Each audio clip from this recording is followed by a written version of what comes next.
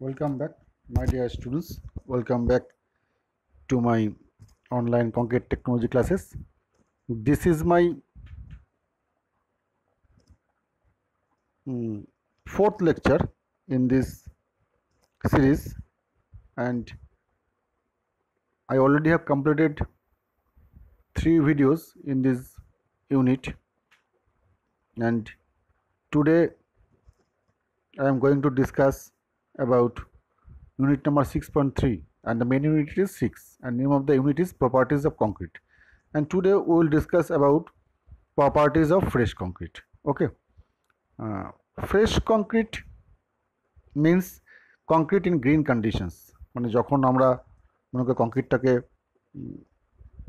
Mixing করেছি, mixing করার পরে বিফোর হার্ডেনিং তার যে প্রপার্টিস সেইগুলি আমরা এক এক করে জানবো। ওকে, ফার্স্টে আমাদের জানতে হবে, যদি আমাদের প্রপার্টিস অফ ফ্রেশ কংক্রিট জানতে হয়, তার ফার্স্ট ফিনোমেনন হচ্ছে ওয়ার্কেবিলিটি। ওকে, ওয়ার্কেবিলিটি বাংলা হচ্ছে কর্মক্ষমতা। তাহলে কংক্রিটের কর্মক্ষমতা অ্যান্ড কোন কোন ফ্যাক্টরগুলো কংক্রিটের এই ওয়ার্কেবিলিটিকে অ্যাফেক্ট করে সেইগুলোই আমরা জানবো। ওকে, and workability is one of the most important parameter of concrete because it affects the strength and durability as well as the cost of labors and appearance of the finished product. Okay, এই এতগুলো জিনিসকে workability affect করে। Okay, now concrete is said to be workable when it is easily placed and compacted homogeneously, that is without bleeding and segregation. মানে একটা কংক্রিটকে আমরা workable কখন বলবো, মানে কাজ করতে যাতে কোনো প্রবলেম না হয় সেই কংক্রিটটা দিয়ে, এবং কংক্রিটটাকে যেন ইজিলি কম্প্যাকশন করা যায় হোমোজিনিয়াসলি, এবং এর কোনো ব্লিডিং হবে না। ব্লিডিং মানে কংক্রিট সারফেসের উপর জল চলে আসা, আর সেগ্রিগেশন হবে না। সেগ্রিগেশন মিনস কংক্রিটের বিভিন্ন কনস্টিটিউয়েন্টসগুলো আলাদা হয়ে যায়, দ্যাট ইজ কল্ড সেগ্রিগেশন। এটা সম্বন্ধে পরবর্তীকালে ডিটেলে পড়বো। ওকে, অ্যান্ড যদি কংক্রিটটা আনওয়ার্কেবল হয়ে যায় তাহলে প্রবলেমটা কোথায় হয়? Unworkable concrete needs more work or effort to be compacted in place, and also after deshuttering or after removal of formwork, some honeycombs may be visible there. Okay, finish কংক্রিটের উপরে হানিকম্পিং আসতে পারে। হানিকম্পিং মানে হচ্ছে, দেখবি শাটারিং খোলার পরে কোনো কোনো জায়গায় কোর্স থেকে এগুলো দেখা যায়। মানে নর্মালি কী হয়, সিমেন্ট পেস্টটা একদম উপরে চলে আসে, সারফেসটা স্মুথ হয়ে যায়। আর যদি আনওয়ার্কেবল কংক্রিট দিয়ে আমরা কাজ করি সেক্ষেত্রে কিন্তু ওই পেস্টগুলো সারফেসে আসবে না, সেক্ষেত্রে কংক্রিটের ভিতর থেকে এই গিরিগিরিগুলো স্পষ্টতই দেখা যাবে। ওকে, নাও what is the definition of workability? Okay, workability we can define the ease with which the concrete ingredients can be mixed, transported, placed, compacted and finished with minimum homogeneity loss. মানে আমরা একটা ওয়ার্কেবল কংক্রিট কখন বলবো? যখন কংক্রিটটা আমাদের mixing করতে কোনো problem হবে না। ওকে, অ্যান্ড ট্রান্সপোর্টেশনে কোনো সমস্যা হবে না, প্লেসিং করতে সমস্যা হবে না, কম্প্যাকশনে প্রবলেম হবে না, এবং ফিনিশ করলে তার জন্য স্মুথ একটা সারফেস থাকে। এই টোটাল প্রসিডিওরটা ঠিক থাকবে তখনই যখন কংক্রিটটা ওয়ার্কেবল হবে। Okay, now the property of fresh concrete which is indicated by amount of useful internal work required fully compact the concrete without bleeding or segregation in the finished product. আমরা কংক্রিটকে যখন compaction করব, বা কংক্রিটের মধ্যে compaction মানে হচ্ছে কংক্রিটের মধ্যে ইন্টারাপ্ট এয়ারগুলো বার করে দেওয়া। ওকে, তাহলে যখন কম্প্যাকশন করব, compaction maybe manual or maybe some mechanical means. Okay, যেটা দিয়েই আমরা কম্প্যাকশন করি না কেন, ম্যানুয়ালি করি আর মেকানিক্যাল মিনস ইউজ করি, যেভাবেই করি না কেন, কংক্রিটে কিন্তু কম্প্যাকশন করার পরে কোনো ব্লিডিং হবে না, সারফেসে কিন্তু জল চলে আসবে না। পেস্টগুলো সারফেসে আসতে পারে বাট জল আসবে না if it is workable concrete, যদি কংক্রিট ওয়ার্কেবল ঠিক থাকে, or its ingredients may not be segregated from each other. Okay, now what are the factors that affects the workability of concrete. আমরা যদি এই চার্টটা দেখি তাহলে দেখ প্রথমেই আমরা যদি মিডল থেকে স্টার্ট করি এবং ক্লকওয়াইজ যদি যাই, ফার্স্ট দেখ ওয়াটার কন্টেন্ট, এটা কিন্তু ভীষণভাবে অ্যাফেক্ট করে কংক্রিটের ওয়ার্কেবিলিটিকে। নেক্সট সিমেন্ট কন্টেন্ট, ওকে, দেখ অ্যাশ কালারে বলা আছে অরেঞ্জ কালারে ওয়াটার কন্টেন্ট, অ্যাশ কালারে বলা আছে সিমেন্ট কন্টেন্ট, ওকে। নেক্সট ইয়েলো কালারে বলা আছে এগ্রিগেট গ্রেডিং, গ্রেডিং মানে এগ্রিগেটের সাইজগুলো, ওকে। নেক্সট দেখ ব্লু কালারে বলা আছে এগ্রিগেট নেচার, রাউন্ডেড না ফ্লেকি না কী টাইপের সেইগুলো। নেক্সট গ্রিন কালারে বলা আছে টেম্পারেচার, ওকে, এটাও এফেক্ট করে কংক্রিটের ওয়ার্কেবিলিটিকে। Next humidity. Next compaction type, কীভাবে আমরা কম্প্যাকশন করছি। নেক্সট কংক্রিট প্লেসমেন্ট, কীভাবে প্লেস করছি, ম্যানুয়ালি করছি না কোনো ইকুইপমেন্ট দিয়ে করছি, okay. And next concrete transport. এতগুলো বিষয় আমাদের অ্যাফেক্ট করে হচ্ছে কংক্রিটের ওয়ার্কেবিলিটিকে, ওকে। নাও কী কী ফ্যাক্টরগুলো যেগুলো আমরা এতক্ষণ দেখলাম সেগুলো এবার কী কী ফ্যাক্টরস, মানে পরীক্ষাতে কিন্তু আসে what are the factors that affect the workability of concrete. যদি এই শুধুমাত্র এই কোশ্চেনটাই থাকে, what are the factors that affect workability, describe or state the factors affecting workability, 2 marks বা 3 মার্কস, মেবি 4 মার্কস থাকতে পারে। তাহলে সেক্ষেত্রে আমরা কী কী পয়েন্টগুলো লিখবো? 1 নম্বরে লিখবো water content in the concrete mix or water cement ratio, okay. Next number 2তে আমরা লিখবো amount of cement and its properties. 3 নম্বরে কী লিখবো? Aggregate grading, size and distribution, nature of aggregate particles, nature means shape, surface texture, porosity etcetera. And next 5 নম্বরে temperature of the concrete mix. 6 number humidity of the environment. 7 নম্বরে mode of compactions, mode of compactions কীভাবে আমরা compaction করছি আমরা পরবর্তীকালে ডিটেলে পড়ব। 8 নম্বরে method of placement of concrete and method of transmission of concrete, okay. এবার এইগুলো একটু ব্রডলি জানবো। এবার দেখ পরীক্ষাতে যদি 5 মার্কস বা 6 মার্কসের থাকে কোশ্চেন, তাহলে প্রতিটা পয়েন্ট সম্বন্ধে লিখতে হবে কিন্তু, ওকে। আদারওয়াইজ যদি 2 মার্কস বা 3 মার্কস থাকে শুধু পয়েন্টগুলো লিখে দিলেই হবে, ওকে। নাও ওয়াটার কন্টেন্ট বা ওয়াটার সিমেন্ট রেশিও কী করে কংক্রিটের ওয়ার্কেবিলিটিকে অ্যাফেক্ট করে, ওকে। এবার দেখুন স্বাভাবিক কংক্রিটের মধ্যে জল থাকলে কংক্রিটের মধ্যে কংক্রিটের ফ্লুইডিটি ঠিক থাকে, কংক্রিটকে ওয়ার্কেবল করা যায়। বাট আমরা জানি, আমরা এর আগে পড়েছি, কংক্রিটের মধ্যে জল ইউজ করাটা কিন্তু আমাদের ইচ্ছে মতো আমরা করতে পারি না, এটা বারবার করে বলছি, I am repeating several Times. So জল যদি বেশি ইউজ করি আমরা কংক্রিটটাকে ওয়ার্কেবল করা যায় ঠিকই, কিন্তু that is to some extent. কংক্রিটের মধ্যে জল বেশি দিলে কংক্রিটের ফ্লুইডিটি বাড়ে, কংক্রিটের ওয়ার্কেবিলিটি কিন্তু বাড়বে না, okay. Since by adding some extra quantity of water, the inner or interparticle lubrication is increased, but workability may not be increased. High water cement ratio by high water content results in a higher fluidity and greater workability, but that is to some extent, okay. তাহলে আমরা কংক্রিটের ওয়ার্কেবিলিটি বাড়ানোর জন্য কখনো extra পরিমাণ জল দেবো না। We may add some admixtures to increase workability of concrete, but we should not add more water than prescribed by the IS code, okay. Next, amount and type of aggregate, কত quantity আমরা aggregate দেব এবং কী পরিমাণে দেব। Using smooth rounded aggregate increases the workability, okay. Workability reduces if angular and rough aggregate used, okay. And greater size of aggregate, less water is required. তাহলে বেশি বড় size aggregate use করলে জলের পরিমাণটা কম দিতে হয় to lubricate. The extra water is available for workability. Next, angular aggregate increases flakiness or elongation. তখন বেশি অ্যাঙ্গুলার যদি হয় তাহলে ফ্লেকি হয়ে যেতে পারে, ইলংগেটেড হয়ে যেতে পারে, রিডিউসেস ওয়ার্কেবিলিটি। ফ্লেকি বা ইলংগেটেড এগ্রিগেট ইউজ করলে কিন্তু ওয়ার্কেবিলিটি রিডিউস হয়ে যায়, ওয়ার্কেবিলিটি কমে যায়।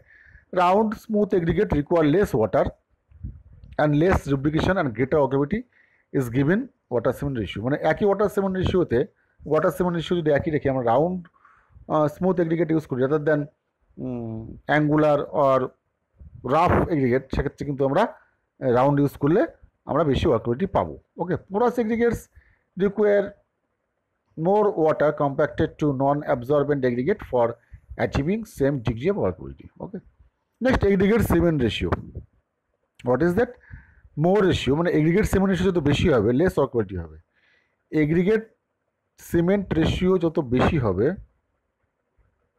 তত কিন্তু কম ওয়ার্কেবিলিটি হবে। সিন্স লেস সিমেন্ট মিন লেস ওয়াটার, তাহলে অল্প যদি সিমেন্ট দিই অল্প জল দিতে হবে, কারণ আমরা জানি ওয়াটার সিমেন্ট রেশিও মানে ওয়াটার বাই সিমেন্ট। ওকে, স্বাভাবিক কারণে সিমেন্ট যদি লেস হয়ে যায় তাহলে জলটাও লেস হবে। So the paste is stiff, সেক্ষেত্রে কিন্তু পেস্টটা শক্ত হয়ে যাবে। Next weathering condition, temperature. If temperature is high evaporation increases thus workability decreases. মানে এটা কিন্তু আমাদের মাথায় রাখতে হবে কোন ওয়েদারে বা কোন টেম্পারেচারে আমরা কংক্রিটটা তৈরি করছি। মনে করো একটা জায়গায় হট ওয়েদারে কংক্রিটিং হচ্ছে, মনে করো সেখানে তাপমাত্রা 40 বা 45 ডিগ্রি সেন্টিগ্রেড, সেক্ষেত্রে কিন্তু সেই কংক্রিটের ফ্রেশ মিক্স থেকে জলটা কিন্তু ইভাপোরেট হয়ে যাওয়ার চান্স কিন্তু অনেক বেশি rather than if we mix in comparatively lower temperature, that means 25 to 30 degree temperature. Okay, next wind. This is also a weatheric condition. If wind is moving with greater velocity the rate of evaporation also increases. যদি বেশি পরিমাণে বাতাস বয় বা air থাকে সেখানে কিন্তু ইভাপোরেশনটা বেশি, খুব স্বাভাবিক, কারণ আমরা জানি হাওয়া বেশি দিলে কিন্তু তাতে শুকিয়ে যায় যে কোনো জিনিসই। সুতরাং কংক্রিটের ফ্রেশ মিক্স থেকে কিন্তু হাওয়া যদি বেশি পরিমাণে থাকে বা হাওয়ার ভেলোসিটি যদি বেশি থাকে তাহলে জলটা ইভাপোরেটও বেরিয়ে যাবে এবং আলটিমেটলি কংক্রিটের মিক্স থেকে কিন্তু জলটা বেরিয়ে যাচ্ছে, সুতরাং ওয়ার্কেবিলিটিও লস হচ্ছে। Next admixture. Chemical admixtures can be use to increase workability. আমি আগেই বলেছি use of air entraining agent produces air bubbles which acts as a sort of ball bearing between particles and increases mobility, workability and decreases bleeding segregations. Okay, এটা segregation ব্রিডিংটা কিন্তু decrease করে। The use of fine pozzolanic materials also have better replicating effect and more workability. যে pozzolanic material আমরা use করি অ্যাডমিক্সচারের মধ্যে যেগুলো থাকে তাহলে কিন্তু এর ওয়ার্কেবিলিটি অনেক বেশি হবে। Okay, next sand to aggregate ratio. Sand to aggregate ratio means fine aggregate to coarse aggregate ratio. If the amount of sand is more the workability will reduce. স্যান্ডের পরিমাণ আমাদের রেশিওর তুলনায় বেশি নিই তার ওয়ার্কেবিলিটি কিন্তু কমে যাবে, because sand has more surface area and more contact area causing more resistance. Sand যদি বেশি হয়ে যায় তাহলে কিন্তু কংক্রিটের মধ্যে মোবিলিটি থাকবে না, কারণ এর রেজিস্ট্যান্স বেশি হয়ে যাবে, যেহেতু কন্ট্যাক্ট এরিয়া বেশি সারফেস এরিয়া বেশি। Okay, now how to improve the workability of concrete, that means fresh concrete or green concrete. ফার্স্টে কী করতে হবে? ইনক্রিজ ওয়াটার সিমেন্ট রেশিও, জলের ওয়াটার সিমেন্ট রেশিওটা একটু হাইয়ার দিকে রাখতে হবে। ইনক্রিজ সাইজ অফ এগ্রিগেট, এগ্রিগেটের সাইজ একটু বাড়াতে হবে। Use well rounded smooth aggregate instead of irregular shape.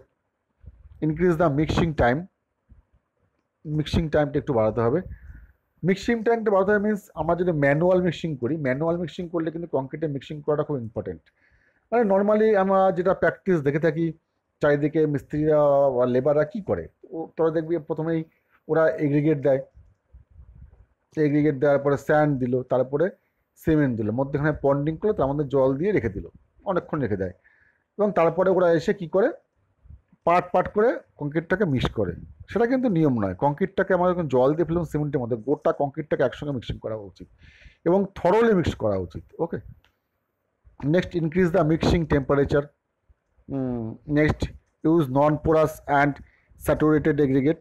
Saturated aggregate means যে এগুলো ওয়াটার অ্যাবজর্ব করবে না। ওকে, এবং এগ্রিগেটগুলোর মধ্যে কোনো পোরাস থাকবে না, কোনো পোর থাকবে না। Okay, with addition of air entraining এবং অ্যাডমিক্সার। এয়ার এন্ট্রিং এবং অ্যাডমিক্সার অ্যাড করে আমরা কংক্রিটের ওয়ার্কেবিলিটি বাড়াতে পারি। Okay, now determination of workability of concrete. আমরা কংক্রিটের ওয়ার্কেবিলিটি কীভাবে নির্ণয় করতে পারি বা কীভাবে বার করতে পারি, এটা কিন্তু খুব ইম্পর্টেন্ট প্যারামিটার এবং এটা কিন্তু পরীক্ষাতে মাঝে মাঝে আসে এবং ইন্টারভিউতেও তাদের কিন্তু ফেস করতে হবে ফিউচারে। What are the methods of determining of workability of concrete? Okay, it is sometimes known as consistency of concrete. Okay, তাহলে ডিফারেন্ট টেস্ট মেথডস কী কীগুলো আছে কংক্রিটের ওয়ার্কেবিলিটি বার করার জন্য। সব থেকে জনপ্রিয় এবং ইজি মেথড হচ্ছে স্লাম টেস্ট। তাহলে স্লাম টেস্ট দিয়ে আমরা কী নির্ণয় করি? স্লাম টেস্ট দিয়ে আমরা করি হচ্ছে কংক্রিটের ওয়ার্কেবিলিটি। ওকে, এছাড়া স্লাম টেস্ট ছাড়া কংক্রিটের ওয়ার্কেবিলিটি ডিটারমিন করা কী কী পদ্ধতি আছে? Other than slump test we can use compacting factor test or compaction factor test, VV consistency test and flow test. These are the four methods of determining of workability of concrete. Okay students, তাহলে কংক্রিটের ওয়ার্কেবিলিটি বার করার জন্য চারটে পদ্ধতি আছে: slump test, compacting factor test আর compaction factor test, Vee Bee consistency test and flow test. Out of this four তোদের সিলেবাসে দুটো আছে সিই ল্যাবে। কী কী আছে? Slump test and compacting factor test. এবার out of this two only one test may be conducted in our laboratory, because only slump টেস্টে হবে, কারণ এর ইকুইপমেন্ট আছে। কম্প্যাক্টিং ফ্যাক্টর টেস্টের ইকুইপমেন্টটা ঠিক নেই, খারাপ। সুতরাং আমরা ল্যাবরেটরিতে যখন ঢুকবো, কংক্রিটের ওয়ার্কেবিলিটি টেস্ট করবো, তখন কিন্তু একমাত্র স্লাম টেস্টটাই করবো। আমি এর আগেও বলছি দেখ, আমরা ল্যাবের জন্য আলাদা করে ভিডিও তৈরি করবো, সেই সময় আমরা ল্যাবের টেস্টগুলো সম্বন্ধে ডিটেলে বলবো। এই মুহূর্তে আমি আর স্লাম টেস্টটা ডিটেলে বলছি না। শুধু এটুকু জেনে রাখ, কংক্রিটের ওয়ার্কেবিলিটি করার জন্য চারটে পদ্ধতি আছে: slump test, compacting factor test, Vee Bee consistency test আর ফ্লো টেস্ট। তার মধ্যে স্লাম টেস্টটা সব থেকে ওয়াইডলি এবং সুটেবলি করা যায়, কারণ এটা সাইট লেভেলেও করা যায়, এই জন্য এত জনপ্রিয়। সাইটের যে কোনো মুহূর্তে এই টেস্টটা করা যায়। দেখ, তোরা একটা ছবিতে দেখতে পাচ্ছিস ওয়ার্কেবিলিটি টেস্ট করার জন্য কী কী লাগে। স্লাম্প অ্যাপারেটাস বলে। এখানে দেখ একটা স্লাম কোন রয়েছে, এগুলো সম্বন্ধে একটু জেনে রাখা দরকার। স্লাম কোনের ডাইমেনশনটা কী থাকে, কী কী জিনিসগুলো থাকে। তোরা দেখতে পাচ্ছিস স্লাম কোন, তোরা দেখতে পাচ্ছিস লম্বা একটা rod, that is called tamping rod, trowel and brush. তাহলে এইবার এই স্লাম যে কোনটা, স্লাম কোনের দেখ এটা একটা ট্রাঙ্কেটেড টাইপের শেপ, ফার্স্ট টার্ম টাইপের দেখতে। তাহলে এই যে শেপটা, এর ডাইমেনশনটা কী কী? টপে দেখ, ও ডাইমেনশনটা ছোটো আর বটমে বড়। এটা মনে রাখার একটা খুব সিম্পল একটা পদ্ধতি আছে। মনে রাখবে এরকম 100, 200 আর 300 কী কী, বা 10, 20, 30। যদি 100, 200, 300 বলিস তাহলে ইউনিট হবে মিলিমিটার, আর 10, 20, 30 যদি বলিস তাহলে হবে সেন্টিমিটার। 10 কোনটা? টপ ডায়ামিটার হচ্ছে 10 বা 100, 10 সেন্টিমিটার or 100 মিলিমিটার। বটম ডায়াটা কত? বটম ডায়া হচ্ছে 20 সেন্টিমিটার or 200 মিলিমিটার। হাইট কত? হাইট হচ্ছে 30 সেন্টিমিটার or 300 মিলিমিটার। ট্যাম্পিং যে রডটা, ট্যাম্পিং রডের লেন্থ হচ্ছে 600 মিলিমিটার or 60 সেন্টিমিটার, এবং ডায়ামিটার কত? 16 মিলিমিটার। ওকে, এর একটা বুলেট এন্ড, একটা একটু শার্প টাইপের থাকে। ওকে, টেস্ট প্রসিডিওরটা I am not going to discuss now. আমরা যেহেতু বলছি, এটা আমরা পরবর্তীকালে আমরা আলোচনা করব। নর্মালি 3টে লেয়ারে ভরতে হয় এবং এক একটা লেয়ারে 25টা করে স্ট্রোক দিতে হয় ওই ট্যাম্পিং রডটা দিয়ে। এটা পরবর্তীকালে আমরা জানবো, এটা সম্বন্ধে আমরা ল্যাবরেটরিতে করব। ওকে, শুধু এটুকু জেনে যাক, 3টে লেয়ারে ভরতে হবে এবং 25টা করে স্ট্রোক দিতে হবে, কম্প্যাকশন করতে হবে ওই ট্যাম্পিং রডটা দিয়ে। ট্যাম্পিং রডের লেন্থ কত বললাম? 600 মিলিমিটার আর 60 সেন্টিমিটার। অ্যান্ড ডায়ামিটার কত বললাম? ডায়ামিটার হচ্ছে 16 millimetre. Okay, now types of slump. স্লাম্পটা কী কী টাইপের হতে পারে? স্লাম্পের টাইপটা 3 প্রকার। একটা কোলাপস স্লাম্প, শিয়ার স্লাম্প, ট্রু স্লাম্প। এবার কোলাপস স্লাম্পটা কী জিনিস? আমরা দেখ 3 নম্বর ছবিতে দেখতে পাচ্ছি, এই যে হ্যাশ লাইন রয়েছে, হ্যাশ লাইনটা হচ্ছে অরিজিনাল শেপ অফ স্লাম কোন। তাহলে স্লাম কোনটা কংক্রিট ভরার পরে যখন তোলার পরে ছবিতে দেখতে পাচ্ছি আমরা কংক্রিটটা একদম নিচের দিকে পড়ে গেছে। তার মানে কংক্রিটের ওয়ার্কেবিলিটি বেশি ছিল, কংক্রিটের মধ্যে জলটা অনেক বেশি ছিল, তার জন্য কংক্রিটটা লুজ টাইপের দেখাচ্ছে। This type of স্লাম্প is known as collapse. Collapse means যখন উপর থেকে 150 to 250 মিলিমিটার হবে। এবার মাপার নিয়মটা কি? দেখ, 3টে ক্ষেত্রেই যদি আমরা দেখি ভালো করে, কংক্রিটের একদম টপ মোস্ট পয়েন্ট থেকে দেখানো হয়েছে। যদি ফার্স্ট ছবিটা দেখি আমরা ট্রু স্লাম্পে দেখ 125 মিলিমিটার দেখানো হয়েছে। ওকে স্টুডেন্টস, তাহলে 125 মিলিমিটার হচ্ছে অরিজিনাল যে মাপ ছিল আমাদের 300 মিলিমিটার, সেই 300 মিলিমিটার উপর থেকে যে ধরি আমরা, আর কংক্রিটের যে টপ লেভেলটা দেখতে পাচ্ছি আমরা ফার্ম লাইন, সেটা হচ্ছে 125 মিলিমিটার। তাহলে কিন্তু স্লাম্প কত? 125 মিলিমিটার। তাহলে স্লাম্পের ইউনিট কি বলতে পারি আমরা? স্লাম্পের ইউনিট হচ্ছে মিলিমিটার।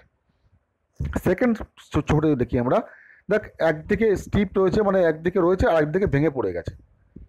তাহলে মাপবো কোথা থেকে? মাপবো হচ্ছে টপ পার্ট থেকে, যেখানে হাইয়েস্ট পয়েন্ট পাবো কংক্রিটের সেখান থেকে মাপবো। এক্ষেত্রে দেখ টোটাল লেন্থ ছিল 300 মিলিমিটার, টপ পার্টটা দেখা যাচ্ছে উপর থেকে 25 থেকে 50 মিলিমিটার দূরে গিয়ে থেমে গেছে। তার হচ্ছে কংক্রিটের স্ল্যাব হচ্ছে 50 মিলিমিটার, যদি 50 হয় 50, 25 হলে 25।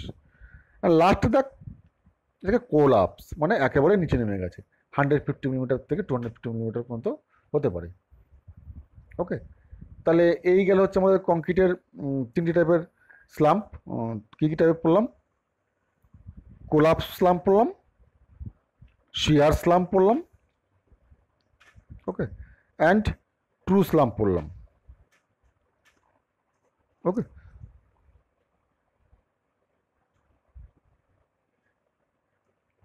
তাহলে mixes of stiff consistence have a zero slump, মানে এমন হতে পারে আমাদের কংক্রিট মোল্ডটাকে ফিল করার পরে যখন আমরা ও স্ট্যান্ড থেকে কংক্রিট মোল্ডটাকে বা স্ল্যাম্প কোনটাকে তুলবো, তখন তোলার পরেও আমরা দেখতে পাবো একটা অরিজিনাল শেপেই কংক্রিটটা দাঁড়িয়ে আছে, একটুও ডাউন হয়নি।